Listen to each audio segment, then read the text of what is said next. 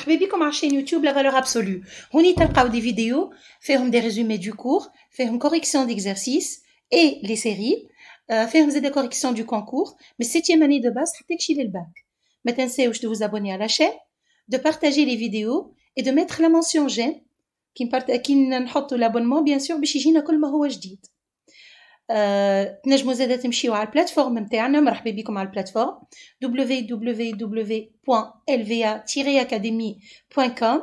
تلقاو فيها لي سيري, تلقاو فيها لي فيديو dans cette vidéo et dans d'autres vidéos في plusieurs matières, maths, sciences, physique, anglais, arabia, français, économie لجماعة l'économie و gestion. donc مرحبا بكم مرة أخرى على البلاتفورم. واليوم نشوفوا درسنا متاع اليوم اللي هو الزوايا. دونك درس الزوايا هو كدرس سهل على الاخر. هو لجماعة السبع اساسي طبعا هو كدرس كي تشوف الدرس تقول قداش سهل ما في شيء, لكن من بعد في التمارين يلزم نعرف كيفاش نستعمل الخاصيات اللي موجودة. الفيديو هذه بقدرة ربي هي تخص الدرس باش هكاك تنجموا تفهموا بها الدرس. وهوني نصيحتي حط بوست او تو سويت وامشي جيب ستيلو وجيب ورقه واعمل ريزومي للدرس ابارتير من الفيديو هذيا تشوف قداش تتحسن ونيفو كي يتحسن. تفهمنا؟ دونك نجيب ورقه وستيلو نعملوا الريزومي. من بعد نبدا نحاول نخدم لي زيكزارسيس. ديجا على البلاتفورم عندنا سيري نتاع الزوايا هبطت مع الريزومي تاع الكور هذايا, ولو اني نفضل انك ديما الريزومي تعملوا بيديك. ونوعدكم ان شاء الله فيديو جديده نعمل كوريكسيون دي زيكزارسيس. يلا نبداو نشوفوا درسنا. اول حاجه باش نشوفوها هي انواع الزوايا. اذا فما زاويه مش مذكوره اللي هي الزاويه قيسها 0 درجه. شو معناتها 0 درجه؟ معناتها نصف المستقيم. احنا الزاويه منيش تتكون من راس الزاويه, ثم من ضلعين اللي يكونوا الزاويه اللي هي فتحه الزاويه. تراها انت وحدك تو انت تسمع فيا, حط الابهام والسبابه نتاعك حلهم شويه ترى روح كونت زاويه. سي بون ريتها الزاويه اللي كونتها كان يصغرونا راهي زاويه حاده.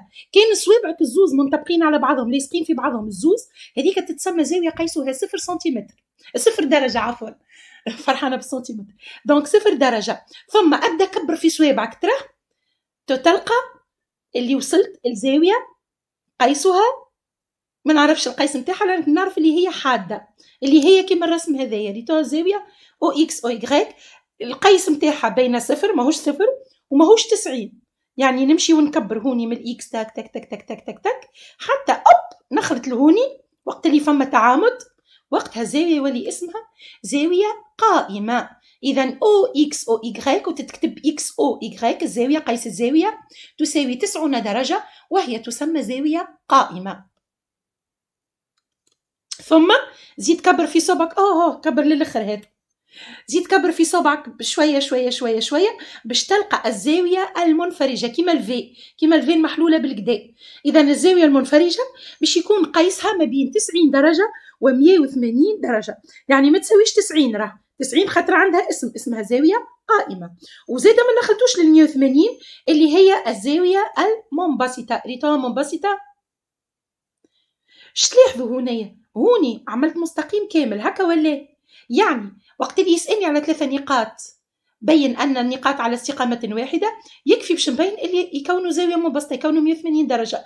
أحيانا يعطيني في التمرين زوايا ويقول لي بين أن النقاط على استقامة واحدة, ونشوفوها إن شاء الله في فيديو جديدة الحكاية هذية. دونك باش نبين اللي هم على استقامة واحدة نوري اللي الزاوية المكونة منهم هي زاوية منبسطة. ثم كما قلت توا 3 نقاط على استقامة واحدة تكون زاوية منبسطة أو زاوية قيسها 0 درجة. ثم توا باش نشوفوا ما معنى زاويتين متجاورتين.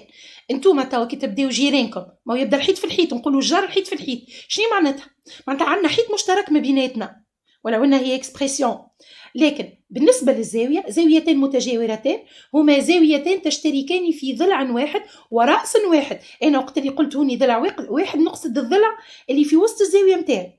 دونك عندي هوني او اكس او زد و او زد او واي يشتركان في الضلع او زد. ريت قلنا او اكس او واي او زد, يعني انا نصف المستقيم. الضلع نتاعي هو نصف المستقيم. اذا نقول انه او اكس او زد و او زد او واي متجاورتان لانهما تشتركان في الضلع او زد.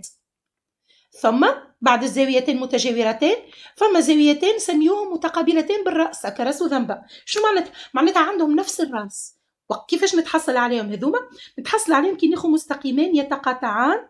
نمشي الكورسور هوا. دونك مستقيمين يتقاطعان في نقطة O. إذا باش يكونوا عندي زاوية OX OY ريتوها هيك ديجا هي منفرجة.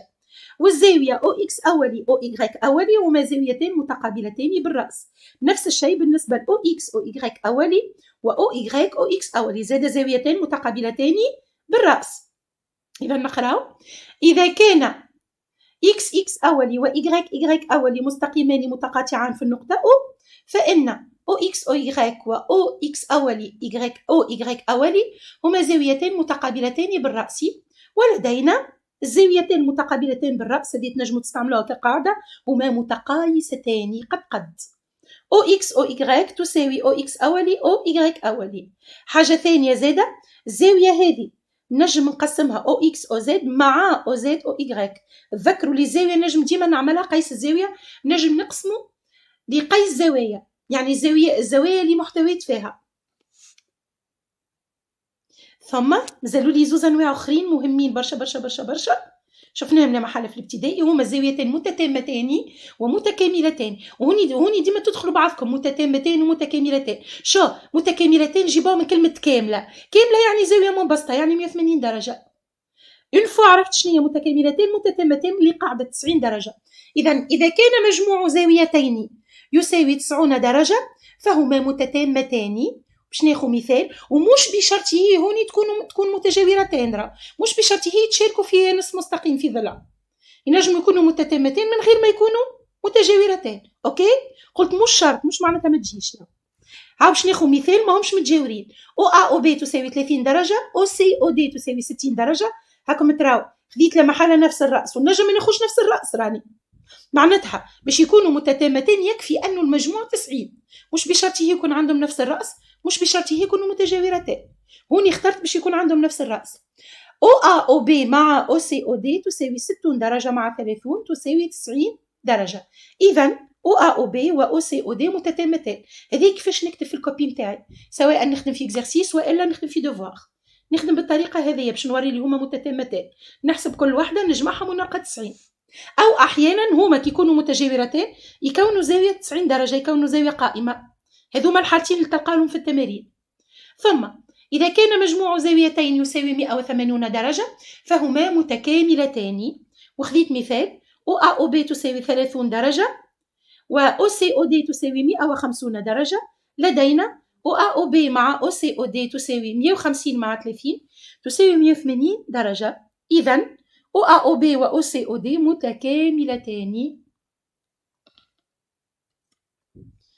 مناصف الزاويه اهم حاجه في الدرس هذايا هو مناصف الزاويه. تتفكروا في الدرس اللي فات التوازي والتعامد شفنا الموسط العمودي. الموسط العمودي هو مستقيم يعامد القطعه في منتصفها يعني يجيني في القطعه يقسمها لشطر وشطر قد.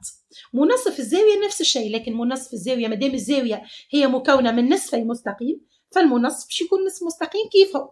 مناصف الزاويه هو نصف المستقيم الذي يقسم الزاويه إلى زاويتين متقايستين ومتجاورتين. توا تشوفوا كيفاش باش نصوروه. عندكم البركان قريب لكم ما ديما في الهندسة لازم الأدوات تكون بحذايا. إذا ناخذ شوكة البركان نحطها على أو صحيح حطيناها. ثم نجي نعمل قوس وقوس قوس في أو إكس وقوس في أو إيغريك. نجم نخلي نفس الفتحة أو نكبر فيها حسب الرسم اللي أنا عملته. نجموا تكبروا في الفتحة.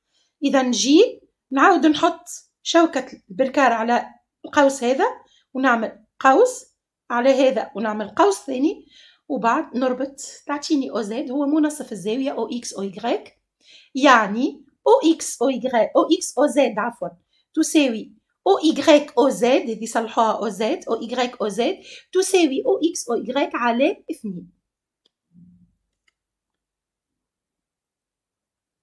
توا نشوفوا الخاصية المميزة لمناصف الزاوية. مناصف تذكروا مرة ديما نعاود نرجع للدرس اللي قبل قلنا الموسط العمودي هو مجموعة النقاط متقيسة البعد عن طرفي قطعة المستقيم. مناصف الزاوية هو مجموعة النقاط المتساوية البعد عن ضلعي الزاوية باهي كيفاش نحسب أنا البعد ما بين نقطة وما بين ضلع ولا ما بين مستقيم؟ ماني نعمل أي برافو المسقط العمودي. إذا باش نعمل المسقط العمودي لإم على أو إكس وباش نسميه إي المسقط العمودي لإم على أو إكس جي المسقط العمودي لإم على أو إيكغيك. نذكركم كيفاش تعملوا المسقط العمودي، نسيتو أكيد. دونك شنعمل؟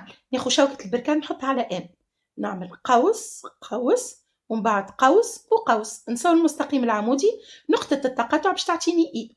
نفس الشيء من الجي، قوس هكا شوكة البركان على إم، قوس هكا وبعد هكا وهكا نربط تجيني النقطة جي. إذا عندي ام إي و ام جي يكونوا متقايسين إذا كان ام ينتمي لمنتصف الزاوية، وإذا كان عندي ام إي و ام جي متقايسين فإن او ام هو منتصف الزاوية او إكس او إيكغيك. إذا ام ينتمي لأو زد يعني ام إي تساوي ام جي. شنو نقصد بهذا؟ نقصد ام ينتمي لأو زد إذا ام إي تساوي ام جي، ام إي تساوي ام جي إذا ام ينتمي لأو زد. طبعا مع العلم أنه إي هي المسقط العمودي لإم على أو إكس، جي هي المسقط العمودي لإم على أو إيكغيك، مش مسافة هكاكا كيما جات راه الإي والجي واضحين هاهما، مش أي إي ولا أي جي، يلزم إي تكون المسقط العمودي يعني البعد بين النقطة ونصف المستقيم. اتفقنا؟ هذا عودوه برشا مرات، خذوا برشا نقاط وصوروهم تشوفوا. ثم باش نمشيو زوز قواعد مهمين على الاخر ونستعملوهم برشا في الزوايا، مع العلم انه ا بي و سي، ا بي سي مثلث مجموع زوايا المثلث تساوي 180 درجه. هوني لاحظوا كتبت ا مع بي مع سي، ما كتبتش ا بي ا سي والا سي ا سي بي ولا بي ا بي سي. علاش؟ خاطر في المثلث هنا ما عندي كان ا واحده اللي هي هذه، ما عندي كان بي واحده اللي هي هذه اللي ديما نوري الفتحه، ما عندي كان سي واحده اللي هي سي هذه. كي يولي التمرين بلو كومبليكي وفيه مثلا نقولوا نزيدوا يسوفي باش نزيد مثلا هوني ا زد، ما عادش نجم نقول خاطر ما نعرفش انا هي ا بي ا سي ولا ا زد ا سي ولا ا بي ا زد، دونك نولي نسميها كامله زاويه. تفهمنا؟ ثم كي نمشي دونك عندي مجموع زوايا المثلث تساوي 180 درجه، وهذه بالطبيعه تعرفوها من الابتدائي، ا مع بي مع سي تساوي 180 درجه ونستعملوها برشا. ثم عندي مجموع زوايا الرباعي، باش ناخذ رباعي مش بشرط يرى متوازي اضلاع، اي رباعي ا بي سي دي اي رباعي محدب، مجموع زوايا رباعي الاضلاع تساوي 360 درجه، يعني ا مع بي مع سي مع دي تساوي 360 درجه. هكا وصلنا لاخر الفيديو نتاعنا، نتمنى انها عجبتكم. ما تنساوش باش تحطوا la mention j'aime, de partager la vidéo et de vous abonner à la chaîne YouTube La Valeur Absolue LVA. sinon تنجموا تمشيو الفيديو هذايا زاد تلقاوه على البلاتفورم www.lvaacademy.com. ابار الفيديو هذايا باش تلقاو دوطخ فيديو، باش تلقاو الريزومي نتاع الكور هذايا، باش تلقاو اون سيري بور لي زابوني اكسكلوزيفمون باش يلقاو لي ريزومي، باش يلقاو لي سوليوشن، باش يلقاو لي كوريكسيون، وباش تلقاو بلان دوطخ فيديو، بلان دوطخ سيري، بلان دوطخ ريزومي دو كور، مش كان في المات برك، في لي زوطخ ماتيير فيزيك سيونس عربيه فرونسي انجلي وايكونومي جيستيون. نقول لكم باي باي على بروشين فيديو.